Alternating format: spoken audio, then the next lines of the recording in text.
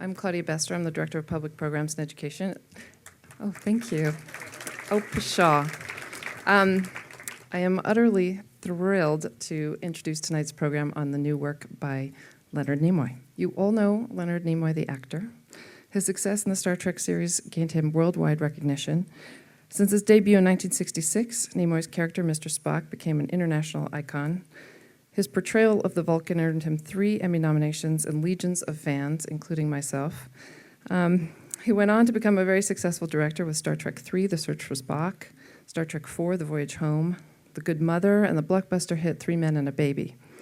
His stage credits include Camelot, Sherlock Holmes, Twelfth Night, Oliver, Equus, Full Circle, Vincent, and Fiddler on the Roof. But there are thousands of other facets to Leonard Nimoy that you may not know. He's a multi-talented artist in many fields, and he's produced work not only in theater and film, but in music, songwriting, poetry, storytelling, and most frequently and most prominently in fine arts photography. Leonard's photography is in many galleries, museums, and private collections, including the Hammer Museum's collection. His photography essay on the subject of the feminine presence of God is published in the book Shekinah. His photo essay on body image is titled The Full Body Project. And his latest work, Secret Selves, was exhibited at Mass MoCA in 2010. He and his amazing wife, Susan Bay Nimoy, are also great collectors and have one of the premier contemporary art collections in Los Angeles. They're great supporters of the art world, as well as education, their temple, and numerous other organizations. Leonard's new project, Secret Selves, looks at the hidden selves we all carry within us. Sometimes they're fantasy selves, sometimes they're lost parts of ourselves that have vestiges still buried within us. In the film you're going to see tonight, Leonard Nimoy really reveals much of his own secret self. You might assume his secret self is the fantasy version of the brilliant, rational, and unemotional Mr. Spock, who happened to be my idol when I was growing up.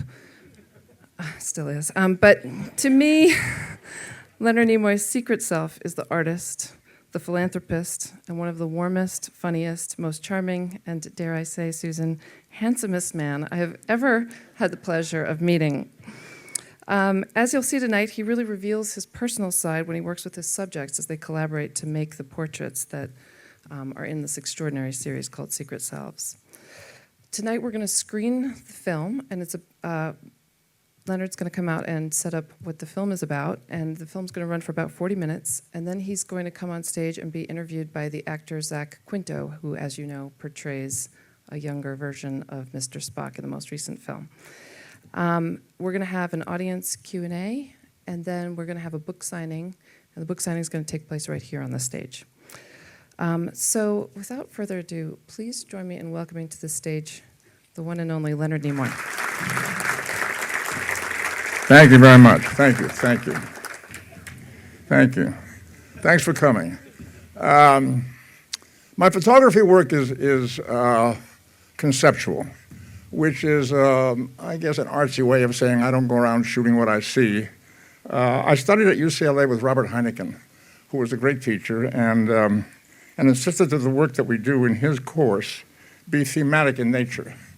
And as an example of how rigid he was about it, he said, if you're walking down the street and you've got your camera loaded and ready to shoot, and you look up and you see a body falling, somebody has either jumped or has fallen out of a window, you don't shoot a picture of that body falling unless the work that you're doing has to do with the effective space on the human figure.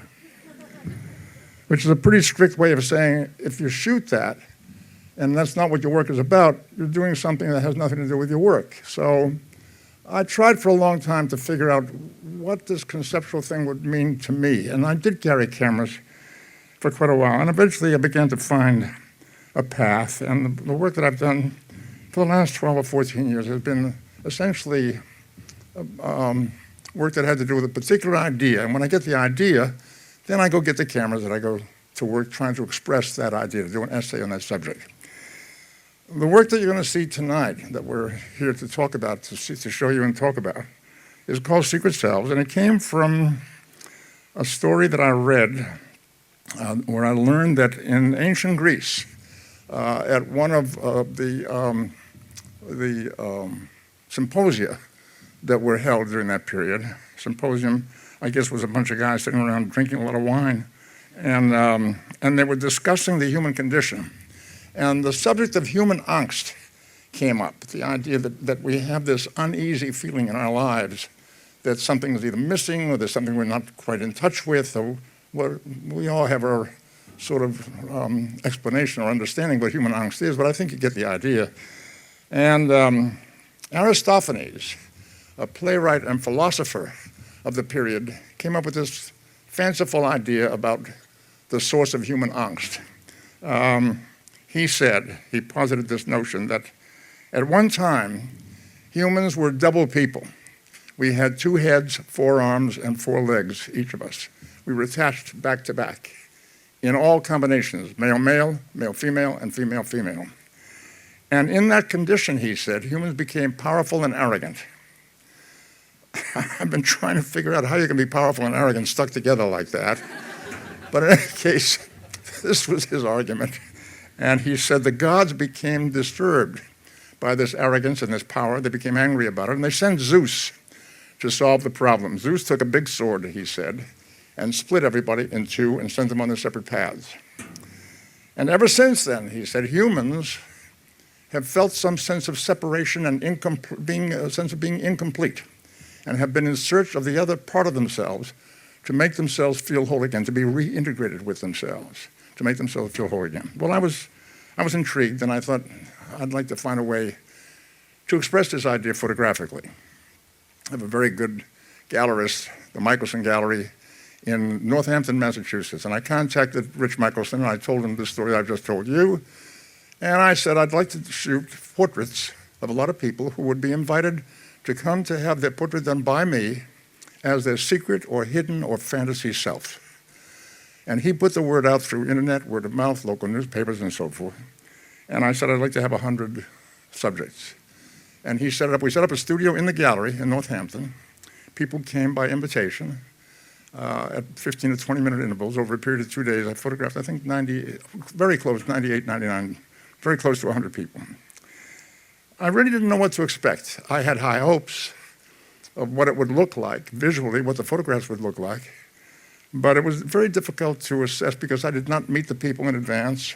They each arrived for their appointment with a brief written statement about what their daily lives were about and what their secret idea or fantasy self was about. And they handed me that paper as they walked in.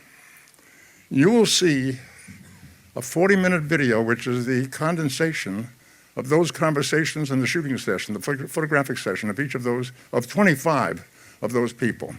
And it's going to take about 40 minutes. You'll see these people who I think came in very generous of heart and presented themselves to me to be photographed. You'll see those conversations, you'll see the photographic process, and at the end of the film, a couple of Spocks will be out here to talk about it, okay? Thank you very much.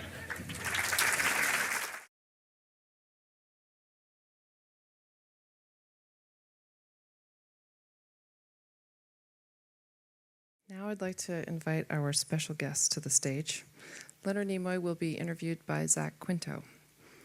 We asked Zach here tonight because he and Leonard have one very important central character in common. Both of them had fathers who were barbers.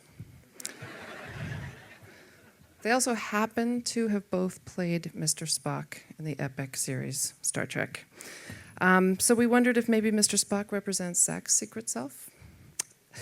In addition to that role, in which he was really great at channeling the subversive humor and brilliance of Leonard Nimoy's Spock, Zach has also received enormous acclaim for his many film and television performances, including Adam Kaufman on 24 and as Sylar on Heroes.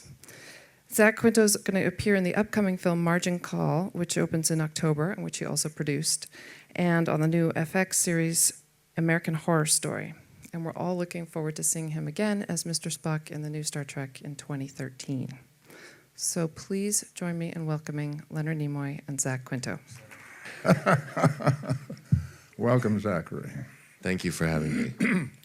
Just a couple of words about the results of this project. The images that we photographed were shown at Massachusetts Museum of Contemporary Art in an exhibition that was up for about 6 months. And images were also shown and still are at the Michelson Gallery in Northampton. And there's a catalog that I think is going to be available here tonight, catalog of the show, along with the 40-minute video. So hello, Zachary. Hi, Leonard.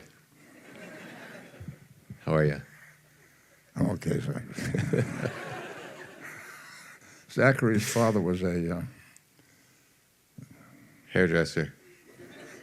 My dad was a barber. Times were different, though. I came on the scene at a different time, right? Were there hairdressers in Boston? Was that a thing? No. And in my day, when I was a kid, a long time ago, we didn't have hairdressers. We had there were hairdressers for women. Uh-huh. But if you were a guy, you didn't have a hairdresser. No. The guys were barbers. Sure. And my dad started barbering when he was maybe 15, 16 years old in Russia. And that's what he did his whole life. And I think when he retired, he was all the way up to $1.75 for a haircut. Did he cut your hair all the time? Was he the only person that cut your hair? Yeah. Yeah. He also shaved. He shaved faces. Uh-huh. Yeah. No, I used to hate getting my hair cut. It used to scare me. Really? Yeah, when I was a kid. But then now I like it. I used to see little kids come in to my dad for a haircut, and they'd be crying. Yeah, I used to freak out. It was my dad. I think it was because my dad was the perpetrator of this act that used to terrify me so much. It was like doubly... tried to put me at ease, and it very rarely worked. Yeah. My dad did not have a very good bedside manner. Well, my dad was we're talking like Pittsburgh in the 80s, Yeah. so it was like hairspray and Pittsburgh, those ladies out there like to wear their hair real big and stuff, but yeah, that was something we have in common among other things. Did he do men and women? No, he did mostly women though. He did mostly like a lot of the Pittsburgh socialites, and he ended up working at a fancy pants salon. Is that what they call big hair? Big hair. Big time, big hair, yeah. Totally. Isn't this enthralling conversation? It's as though there's not a room full of people here listening to us talk about our dads. But that's one of many things that we have in common, right, Leonard? Yeah. Totally. One of many things, that's right. Yeah. Let's talk about some of the other things. Well, if we're talking about secret selves, I think it's really interesting as actors, because once someone becomes known for their work as an actor, especially in this day and age when the reach is so far of the work that gets done, I think it cultivates dualities in a lot of regards. We live in a culture that's pretty obsessed with celebrity and pretty obsessed with the lives of celebrities, and the differentiation between characters that we play and the people that we are becomes a little bit murkier, I think, in the world. And it's interesting. How did you see that change as you were living with the character of Spock for a lot of years, and as you were sort of, finding yourself on a larger stage, right? But at a different time. So we're of different generations. So what was your experience of that in terms of exposure, in terms of people's awareness of you? Yeah. Well, briefly, I had been acting in films and television for about 15 years before Spock. Right. I started in 1949 and 1950, and Spock went on the air in 1966. But I never had a role that penetrated that way, that penetrated people's consciousness that way. I never played any role consistently for any long period of time. So when the Spock thing happened, I was totally unprepared for it. I just simply didn't know. As I said to you the first time we met, do you have any idea what you're getting into? Totally. I didn't know what I was getting into. And then very quickly, it started to dawn on me that I had to change my phone number, right, and I had to elude people, and that I was in search of privacy. Privacy went away. I'd find myself avoiding eye contact, walking down the street, and wearing a hat, trying to insulate and isolate myself somewhat, because there was so much attention coming out, so much attention, and the character really had a strong impact. In terms of what we're talking about tonight, I think it's interesting that I found myself in a character that I was also really not really prepared for, because my work, my training, I'd like to hear what you have to say about this. My training had always been emotive, how to express an emotional condition. Mm-hmm. And in the Spock character, it was the opposite. It was all supposed to be hidden and covered, unrevealed. I mean, the legend was he has no emotions. Well, that wasn't really the case. The case really was, I know that he was emotional, but chose not to express that. So it was anti-craftsmanship, sort of. It was an inversion of what I had been trained to do. Mm-hmm. And that affected me personally. I found doing it 12 hours a day, 5 days a week, as we did making the series, Right. that on Saturdays and Sundays, it took me a while to shake that off. Yeah. Very often I could still feel I was in that mode all day Saturday and half the day Sunday. By Sunday afternoon, I think, oh, I can loosen up a little bit. Then you had to be at work at 4 in the morning on Monday, right? Yeah, that's right, and start all over again. Yeah. What's your experience with that? Yeah. I mean, multifaceted in terms of Siler was the first character that I played that had that kind of impact on both my personal life and my career. So from a personal standpoint, it was really interesting to have to modulate and encounter the same thing that you're talking about. But it was magnified, because then it wasn't only walking down the street, but it was being followed by photographers, and then having, you know, a whole ocean of eyes on the internet. And, you know, it's much more insidious now, unfortunately. And the common denominator the common denominator of celebrity has been diminished as well. You know, it's been lowered, so that celebrity doesn't mean the same thing now that it did, you know, in the 60s or 70s, or, you know, I guess in the 80s things started to get a little bit dicier. But, you know, it was so for me personally, it was like, as someone who grew up in that, right, in that world where I was sort of immersed in that shift of consciousness in our culture. So it was a really interesting struggle for me, because there were parts of me that were drawn to it. There were parts of me as a young kid that wanted to be an actor and successful actor. Parts of you that were drawn to... I mean, the idea of being a successful actor equated with recognition, equated with fame, and then to achieve it and to have some illusion about what it means. You know, I only ever saw it as a positive thing, and it was only when I started to experience it firsthand that I realized that there are actually, you know, as many, if not more, negative aspects of that in and of itself, you know, separate from the creative process. Have you ever found yourself wanting to be recognized? No. You mean public? now? Yeah. No. No? No. Now, especially, it's the opposite of that, actually, and that's the thing. Like, you can't put the toothpaste back in the tube. You know, like when the only time that I would have ever imagined myself wanting to be recognized is years before it actually happened. Do you know what I mean? As a kid, you know, or watching the Academy Awards, or, like, you know, seeing some movie star or some, you know, somebody that I really respect, and sort of the shininess of it, right? But then it loses its luster so fast that for me, it very quickly became about something else. And then it becomes limiting in other ways, when people have all kinds of projections and associations with you that have no basis in reality, that are only about the characters that you've played, or the persona that you cultivate in the real world. So from that side of it, it was one thing. And then creatively, Siler was a very dark character.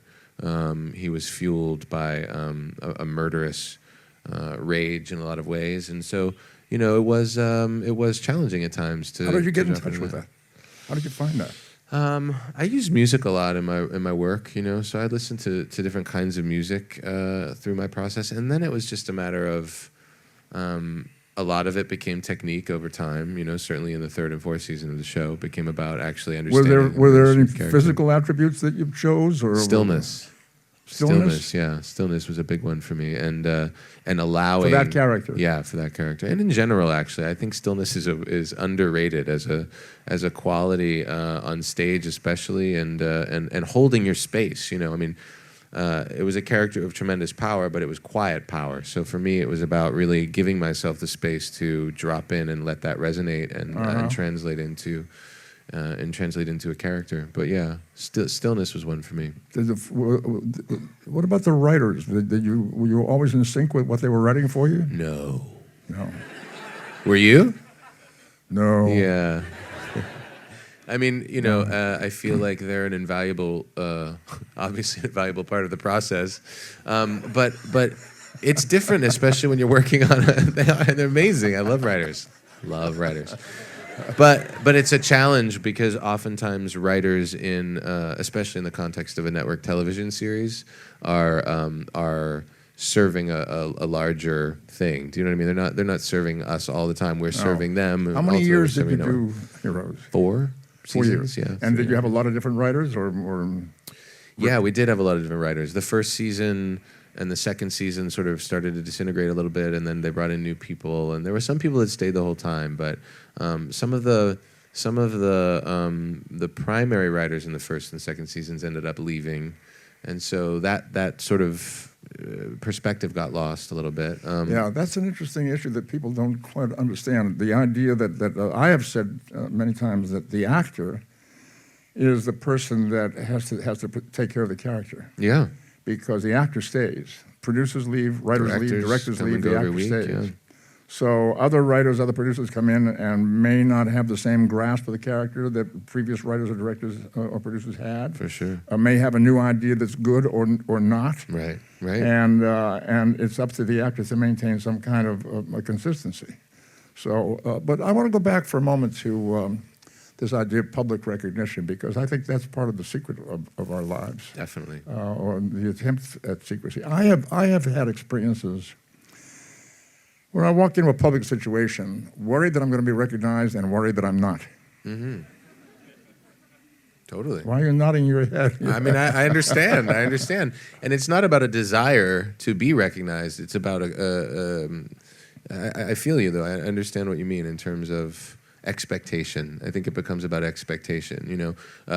When Star Trek was coming out, and in the year and a half before I moved to New York last spring, and I was away for a year. And the paparazzi situation for me was pretty consistent. It was kind of a low-grade annoyance that I dealt with at least, multiple times a week outside of my house. When I came in the morning to go to work or go to my office or something, and they find out where I live, they find out where I work, they find out where I get my coffee, and that triangle, which it literally is, became sort of like, okay, there they are. So it became about. It was something it was the opposite of what I desired, obviously, but it was something that I expected, and it became really interesting because then it's like, well, I have to be aware of, and it becomes, the danger is it takes you out of yourself, and it gives you like an observing ego, which we have anyway, in healthy dose, hopefully, but that this then becomes like a constant reminder that you're being watched. There's something very voyeuristic about it, something very surveillance-y about it, So then it's like, well, all of a sudden then I move to New York and come back, and I'm so grateful that they're not there anymore. But I think about the people who dictate their lives based on that expectation and based on whether or not they're seen, whether or not they're witnessed. And there are certain people, I think, in our industry whose egos are so fragile or so underdeveloped or overdeveloped that they're only as valid as that witnessing is. Do you know what I mean? Like, yes. Well, we've in recent years we've always also seen people who court the celebrity because that's how they make their living. Right. They get paid because they're celebrities. So they actually notify restaurants when they come in. So the restaurant can call the paparazzi and say she or he will be here. Get the cameras out. Baja Fresh, I might stop at you on the way home. Just to let you know.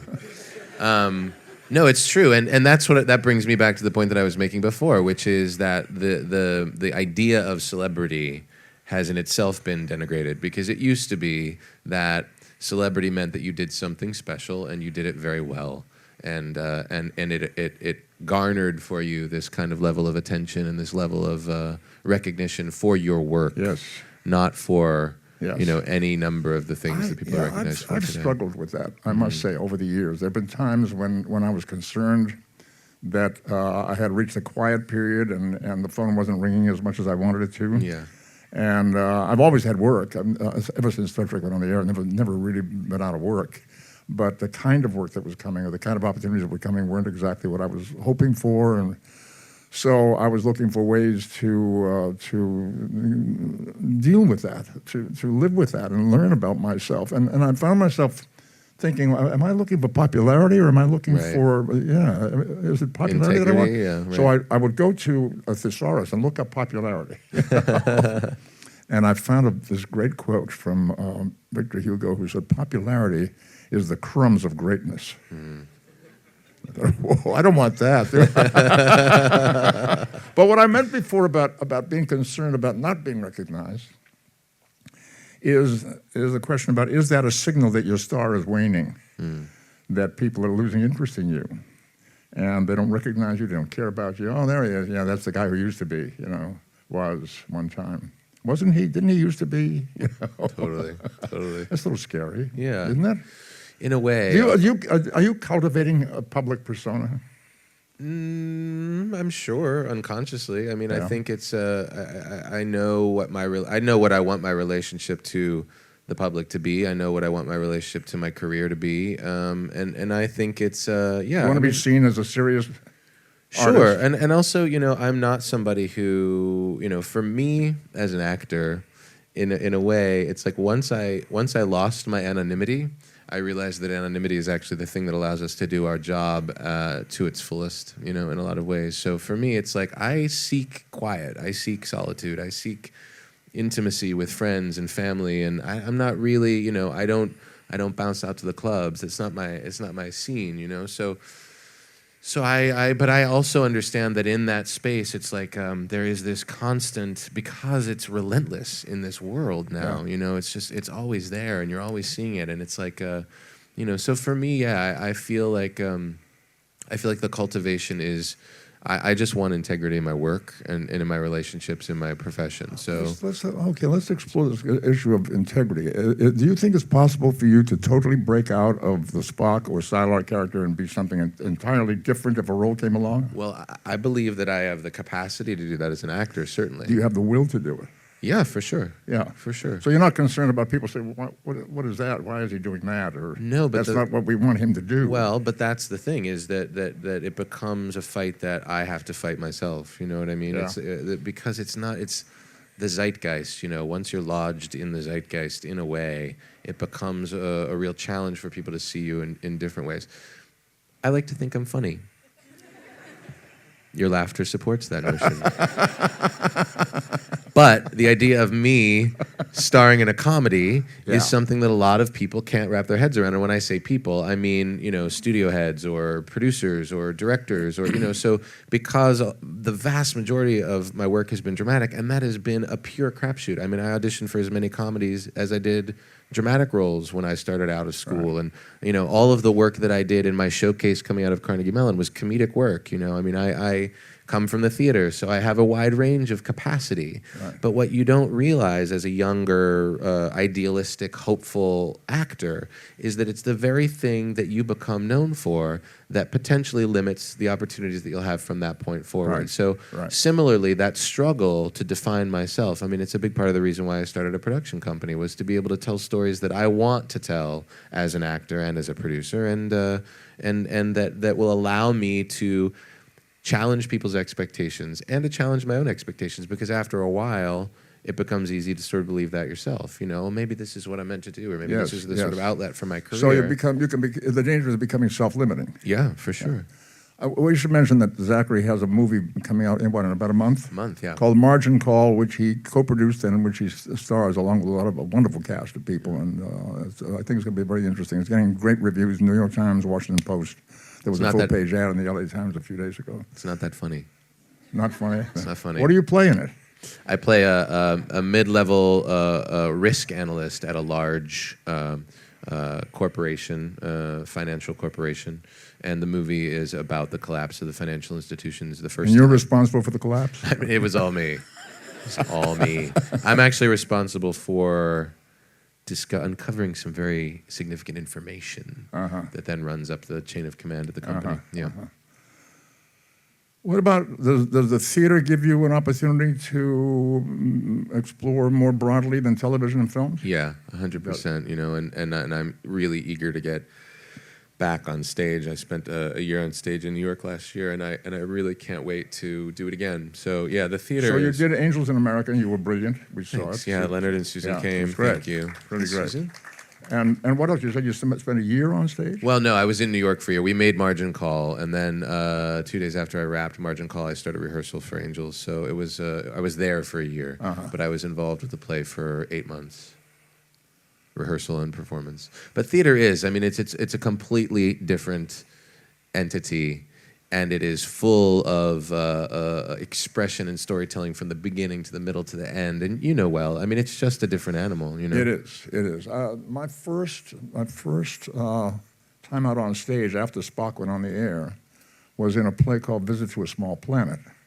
Why would somebody cast me in a thing like that, you know? I had a good time. It was a comedy. And I had a good time. It was not a very powerful or important piece of work, but I began to experience what it was like to be able to stretch a little bit, to get out of the rigidity of what I had become known for, and to explore. And then, not long after that, I was cast in a wonderful production of Fiddler on the Roof, and I played Tevye. Yeah.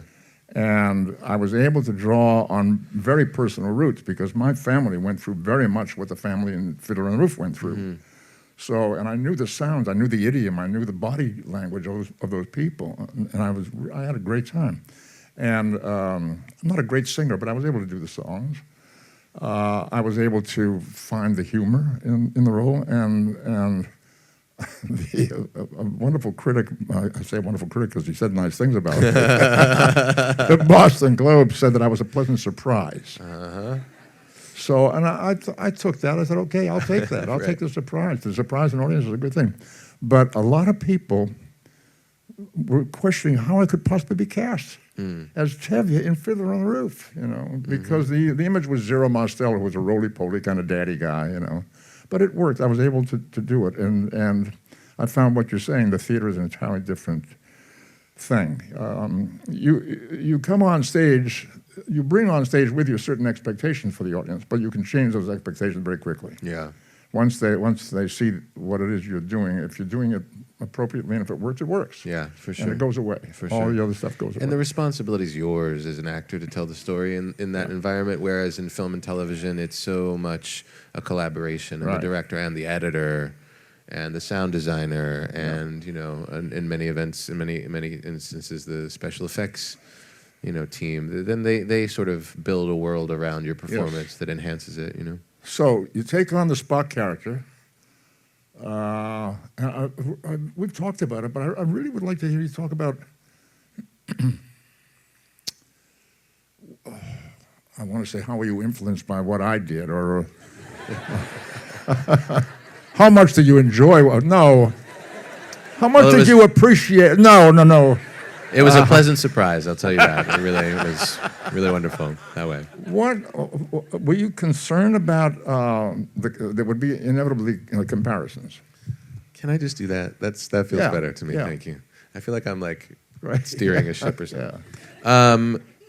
You know, well, you actually were one of the primary relievers of that pressure. Getting to know you, and you and I met at Comic-Con, and you know, you graciously invited me to a party that you were having a few weeks later, and then we forged our own relationship, and it became very apparent to me very early on that I was so much less interested in the comparisons that would be drawn by other people, and so much more interested in getting to know you and allowing that and allowing my exposure to you to influence, inform, and expand my understanding of the character, and that definitely happened. You know, it happened really early on. What about specifics? Were you concerned about body language? Were you concerned about vocal tonality, pacing, timing, rhythms, any of that? It all evolved really organically for me. Once I started going through the process of the makeup and hair tests, and I was spending hours in a chair in association with the character while they were fitting me for ears, while they were talking about, you know, what it should look like, and that stuff really helped me. The physicality I was less concerned about because of my theater background and because I realized that there was a what's the word I'm looking for? Not modesty, but No. Thank you, though. There's also humility to the character for sure. An economy of movement that that character has such a specific framework that you did create and that was created in the world that you were building with Gene Roddenberry, that it wasn't so much about imitating you, but it was about understanding the impact that physical limitation would have on a being, right? So not being able to gesticulate so dramatically automatically contains one's energy and one's spirit in a way that informs the character, you know? And then all the alterations, you know, having to shave my eyebrows really put me in a mood.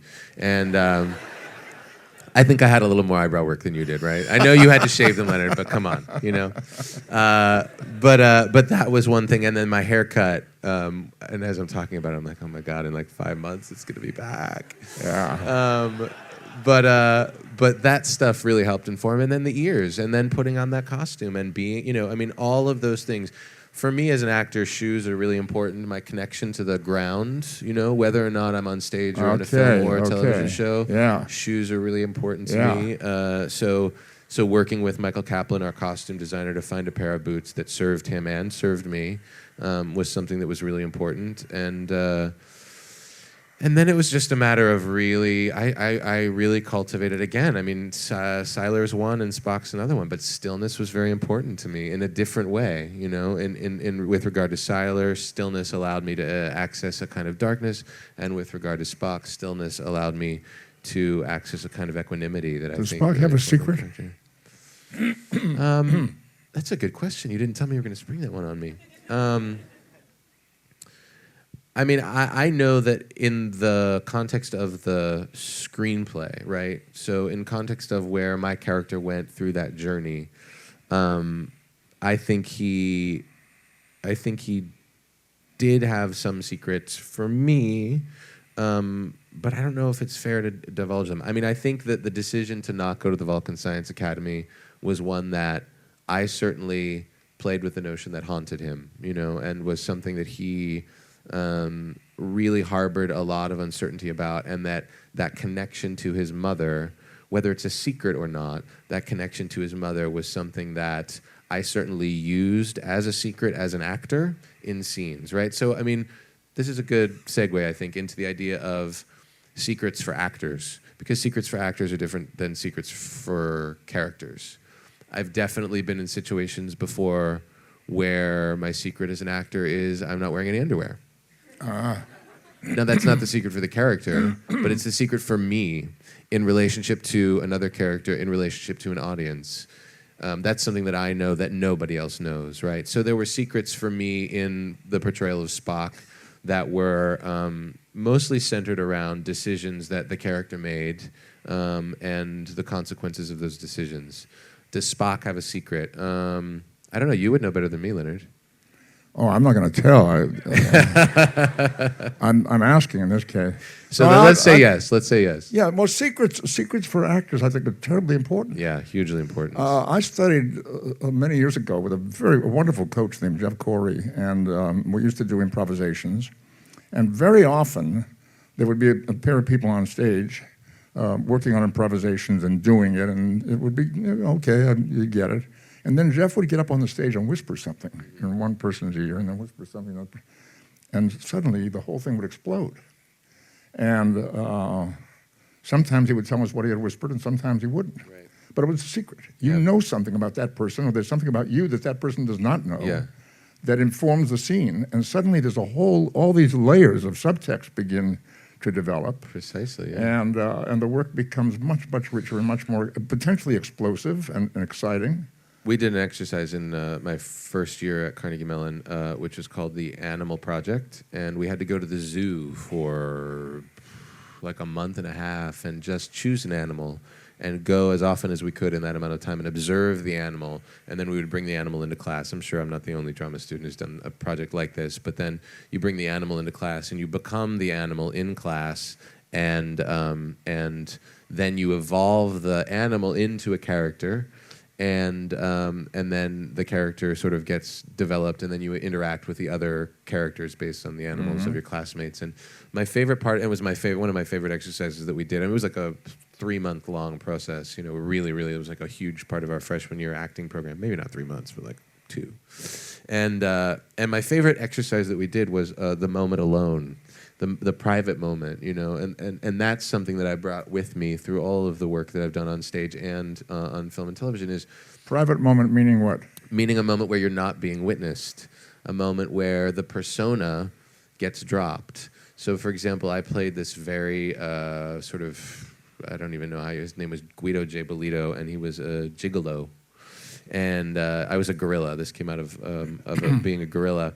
And my moment alone. So I was very sort of swaggery, and I wore these like platform boots, and I had like a low V-neck thing, and I was kind of like this, you know, this kind of guy. This kind of guy, I don't know what that means. But my private moment was that when I went home, I was caring for my father, who was, you know, really sort of old and decrepit, and so my private moment was going home to him and then going into my room and sort of taking off all of this stuff that the character actually used as a defense, you know. So much of our personas are defenses, you know, and they're cultivated from our youth. Okay. Yeah, I would argue that probably everybody in this room has a secret. Sure. Even in the most intimate relationships, husbands, wives, lovers, friends, there are things that you keep to yourself that you do not reveal to your partner, your friend, or anybody. Yeah. Because maybe you don't feel safe. Maybe you're afraid that if it were revealed, it might lead to a rupture in the relationship. It might be damaging in some way. The person might be shocked. I didn't know that about you. I don't want to deal with that, or I can't live with that. Or how do you feel about that? I agree. You want to tell us your secrets? No secret sharing. Maybe we should take some questions. Claudia, are you there? We're alone. Okay, let's take some questions. Yeah, shall here we? she comes. Here's Claudia. Oh, good. Hi, Claudia. Hi there. So we have ushers in the audience who will bring a microphone to you. If It's you like could we're raise going your warp hands, speed and here in the we theater. will take All of a some sudden. audience questions. The lights. Also, for those of you who are watching on simulcast right now, I want to let you know that when it comes time for the book signing, you are welcome to join us. Come into the theater when you have a chance. Okay, sorry. First question. Let's take a question up front. And then another one will be here next. So throughout the video, I noticed that there was a very strong, like it made me laugh a lot. There was a lot of like sarcasm and wit, and I thought it was portrayed in a way that made everyone kind of like interesting in a way that I thought it was more humorous. And I was wondering what influenced that choice to make it less dramatic and more comical. She's talking to you. Oh, yeah? It was actually my decision. Just thought we should laugh. I think I'm sorry. I don't quite understand. Make what more comical? Well, maybe when I came to see the collection of photos and learn more about it, I was expecting something perhaps like dramatic. Like, you know, when you hear about someone's secret self, you think of something very intimate. And at times it's beautifully like comedic, but at the same time, I guess it was just it was an interesting choice to see. Are you talking about in the video? Yes. Oh, I see. Okay. So I was curious what influenced that decision. Well, I made it comical. Whoever did the editing, I Yeah, guess. I think what I was mostly concerned about was making people comfortable. Right. To let them feel relaxed and safe, and we could have a nice conversation. And tell me something if you want to tell me. If you're not comfortable, don't. But we're not here to judge. Not going to judge. We're just really here to explore and learn about human nature, people. People's conditions and so forth. Maybe that's what you sensed. Perhaps. Like, I understand that it was, like, approached in a way that made them comfortable as well, but I just felt like as an audience, I got the feeling that I was isolated from these people because I was kind of laughing at what they Really? portrayed. It was, I felt like the editing, at least, was done in a way that I felt excluded from the intimate part I'm of this sorry about people's that. lives. I'm sorry if that's the case. I let you down. Not at all. I was just Can we take the curious next about the question? choice. Thanks. Okay. Right here, please. Third row, second person. Of these people that you, Leonard, of the people that you interviewed and photographed, can you pick 2 or 3 that you found the most surprising? Sure. Or conversely, the ones I that don't mean didn't to be glib surprise with at you. all? If there was something that you hoped for or wanted that you didn't get, I'm sorry about that, genuinely sorry. But what I was trying to do was make people comfortable. The favorites. This questions of favorite always come up. What's your favorite episode? What's your favorite role? Not And, favorite. The ones that surprised you the most. Surprise, yeah. Well, since I didn't know what to expect at all, many of them were very surprising.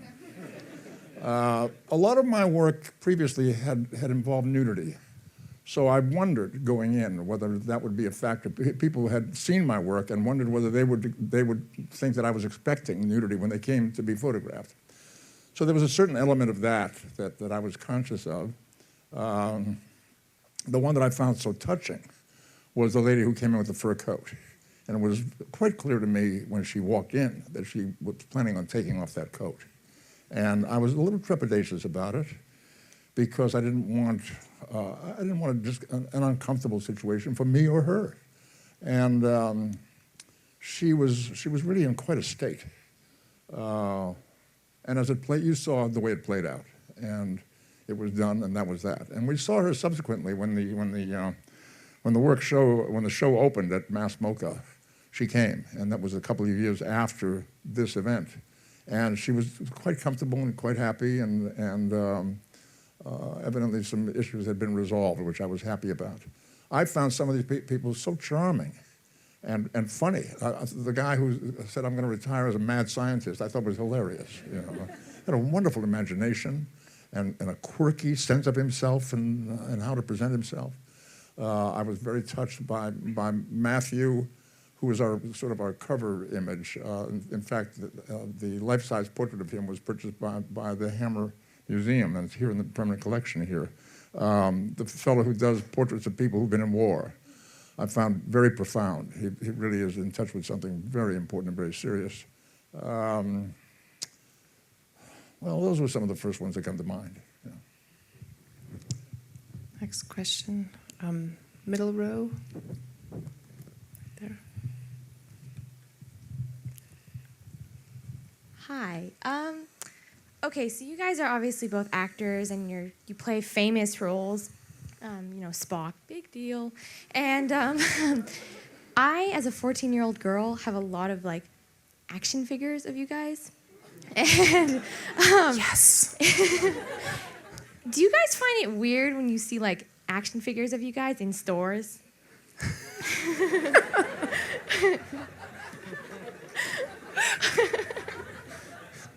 Is that it? I guess it's weird. I don't know. I mean, is it weird? It's. I don't really ever see them in stores, by the way. I don't spend too much time at Toys R Us, but I thought it was weird because I had 2 action figures in a year come out, one for Siler and one for Spock, and that's weird. Yeah, it's weird. It's weird. Yeah. But I also think it's weird when there's little bobbleheaded figurines of us at Burger King and people are constantly I have shoving. one. Oh, you do. When we were doing the world tour, they speak, and Yeah. I think yours says, what does yours say? Do you know what his says? It's Someone in bunch this of room must things. know what Leonard's bobbleheaded toy from Burger King says, please. Nobody? All right. And mine says something else. Mine says, a rescue attempt would be highly illogical. But the crazy thing is when we were traveling on the world tour, they have them in different languages. So people would give them to me where it'd be in Spanish or it was that wasn't weird. That was cool. I don't know. Good question. Why do you have those? Oh, okay.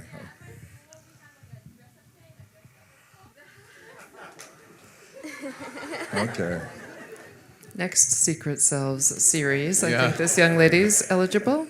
Let's take a question from over here. Fifth row. Do you talk about having those? You tell people you have them? It's not a secret. Your friends think you're weird? Good. I don't. Then you're doing Okay. something right. Collecting action figures is always cool. My name's Todd, and this is a question for Mr. Nimoy. You mentioned that you right now are looking at pursuing conceptual art, or you consider yourself a conceptual photographer. And I'm wondering if you could compare that to your both your experience of acting and also directing theatrical films.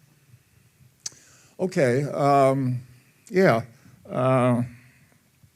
I think it's extremely helpful if the actor, and especially the director, can get in touch with the thematic issues that are involved in the project. What's it really about? Typically, when you ask people, what is that movie about? They'll say, well, it's about a guy who robs a bank, and then he gets in trouble, and the police are chasing him, and so forth. That's the plot. That's the plot. To me, that's not what the movie is essentially about. There should be, hopefully, a thematic issue. Is it about frustration? Is it about social anger? Is it about criminal minds? Is it about loss of identity? Some strong central theme that you can attach yourself to. And then I think you've got something that's more important than simply plot. So in the photography work and in acting and directing, I hope to find something thematic that turns me on. Otherwise, it gets very quickly boring to me. Let's take a question from right here in the fourth row back. Well, this is not my real question, but I was just wondering if I have a real question. If your secret self has a goatee. What's you saying? If our secret selves No, had- not yours, Mr. Nimoy's. What's she asking? Does your secret self have a goatee?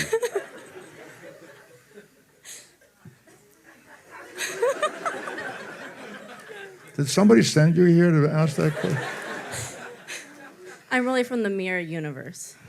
But this is my real question. It's actually interesting that this was showing because something that I've been thinking about lately, because I am sort of a Star Trek freak. I've been watching them all summer. And I was thinking about how the differences and the similarities between the two Spocks and how it seems very easy for your Spock to mask the emotions, especially early on. Not so much later when you get to know the relationship with Kirk and all that. But for your Spock, he decided not to completely mask all the emotions by refusing to go to the Science Academy. So you see more of the turmoil. And I was, by the turmoil of being able to bottle up all those emotions inside. And I was wondering if that was an accurate assessment of the difference between... You're asking Zachary. Am I right? You're saying Yeah. that Zachary had more turmoil? Yeah, I was wondering if that was kind of along the lines of the yes, ultimate universe. yeah. Mm-hmm. Yeah. Yeah. No, it is. It is. It was one of the things that JJ and I talked about early on was the notion that, and I imagine, although I don't know this to be sure, but I think it's sort of in the reimagining of the world and the re-exploration of the characters, it's something that we have talked about before. I mean, this version of Spock and the place at which we come to know him in this story, he's less fully formed in a lot of ways, and he's still really trying to figure out a lot of things for himself, and I think that it becomes a little bit more apparent to an audience as a result. Yeah, so I think that is an accurate assessment from all of your summer-long immersion in the Star Trek universe. And Oh, all right. I'd like to make a little plug here. J.J. Abrams recently spoke at the Hammer Museum, and you can watch the video of that on the Hammer website. And now I'd like to take a question. There's from- another Star Trek movie in preparation. Zachary, obviously, one of the stars of it, and it's in preparation now, and they expect to start filming in January, you said? I think so. Yeah, good. Who knows? Maybe we should get J.J. Abrams back here to answer that question. That's What was he right. talking about, Claudia? He was talking about the role of music in Oh, storytelling. that's cool. I would like to watch that. Where do I watch that? On the Hammer website, www.hammer.ucla. It's going to get a lot of hits On the tonight. watch and listen page. Going to get a lot of hits tonight. So there in the back in the striped shirt. I'm sure as an actor, you spend a lot of time preparing for roles that are nothing like you. Would you ever want to play your secret self in a role? Oh, that's a nice question. It's interesting. I think my secret self, I was thinking about this. I was wondering if maybe Leonard would ask me what my secret self is, you know? But it's funny that you asked that question because I feel like my secret self would just walk away from it all. You know, I really do. I feel like my secret self would just go like wear the same pair of like linen pants and like a linen shirt and like live in the woods. But I don't think I'll ever do that. But I would like to play someone who would. So yes. Leonard, would you? This is, you know, you could be funny here, but it's a very serious question. I was talking to... I'm sorry. What did I miss? What did I miss? I just feel like What are you laughing at? I feel like you were chiding me for making light of the question. Like I feel like I just got in trouble. No. This is serious stuff. Come on, you know. No, I was having a conversation just the other night with Annie Philbin, the director of The Hammer, about an argument that could be made for the idea that we live we walk a kind of a line between two different aspects of our lives. One public and the other perhaps not so. But here well, let me put it this way. As an actor, to sustain a career without getting totally crazy and smoking a lot of crack and talking about tiger's blood and all that kind of stuff, to sustain a career, there's a lot of pressure and a lot of demands are made and there's a lot of responsibility. And you have to have a craftsmanship, you have to have training, you have to have discipline, you have to have intelligence, understanding of what the responsibilities are, and you have to fulfill them. On the other hand, chances are, if you want to be an actor, there's something about you that's maybe potentially nutsy, you know. And I don't mean to be silly about it, but I mean there's something in you that wants to be seen, wants to be acknowledged, wants to act out in some way, wants to perform, wants to maybe give something to society, give your art if you feel you were an artist. How do you walk that line where one part of you wants to just do what you're describing, go live in the woods or something, or go screaming down the street yelling obscenities or something, and the other part of you is a very disciplined person who has to maybe support a family, make a living, and sustain a career. So where those two meet is where the acting takes place, where the work takes place, every day, hour after hour, week after week, month after month, if you're lucky, if you're successful and lucky. So I have great respect for people who sustain long careers and do it with dignity, authority, and with a generosity that continue to deliver the goods, that continue to deliver the work. Yeah. I think it's not that easy. I don't disagree, and it brings me back to this point that we've been sort of touching on a little bit through this conversation, which is the idea of our culture and our society that we live in right now. There's this amazing documentary that Ondi Timoner made called We Live in Public, and it really is, it's about this guy whose name eludes me now, but he was sort of at the head of the advent of computer technology. And from the moment that computers became a primary force in our cultural life, he saw where it was going. And so he started to, and he amassed a great fortune, which he then basically lost by creating these. He went a little crazy, and he created these large-scale art pieces, like public art pieces. And the one that this documentary follows is one that he did leading up to the turn of the century in 1999. He invited, I'm not going to remember exactly how many people, but a significant number of people to live in a bunker under Manhattan. And the only thing that they had to agree to a few things. They had to agree to wearing like a uniform, essentially.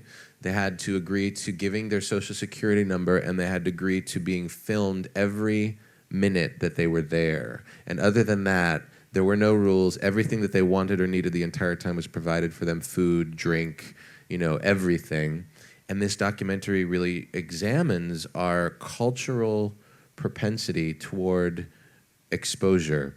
And the advent of the internet has really expedited that, right? So now it's like on Facebook and on all these social networking sites where people, that's like like what actors used to do, which was cultivate a personal life and then have a personal. This is what everybody gets a chance to do now, right? Like they get to have their photos and they get to create their world that is their portal, right? So in this world of like everybody's interconnected, it's really actually fragmenting us from one another and sort of getting us farther and farther away from actual connection, right? So just sort of in terms of what you're saying, in terms of the journeys that we take and how the pressures come, it's like it's filtered down. It's like it's everywhere now. What was his point? What was he trying to explore or learn? People went crazy. People are crazy. Well, not that people are crazy, but that people in this environment of constant exposure, constant attention, constant witnessing, this whole thing,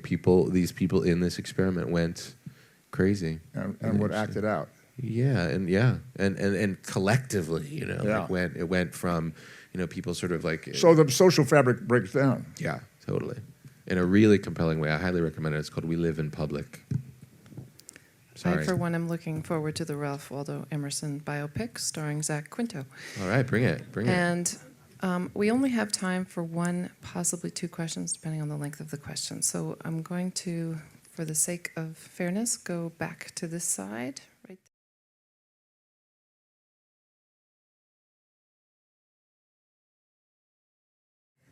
It's a funny, charming piece of work. It's I great. guess, yes. In answer to your question, yes, that's why I did it, because it was something that wasn't offered to me very often. It was fun. It was a kind of a kid song, and I could enjoy that aspect of it and break out of the persona that people anticipated, that expected of me. I just did it again recently in a video for Bruno Mars. Check it out. Listen, I want to thank Zachary a lot, because he put in a day's work today and rushed over here to get this done, and I consider him a very, very talented and intelligent actor and a very good friend. So I want to thank you very much for being here. Thank you, sir. And thank you for coming. Live long and prosper. Ditto.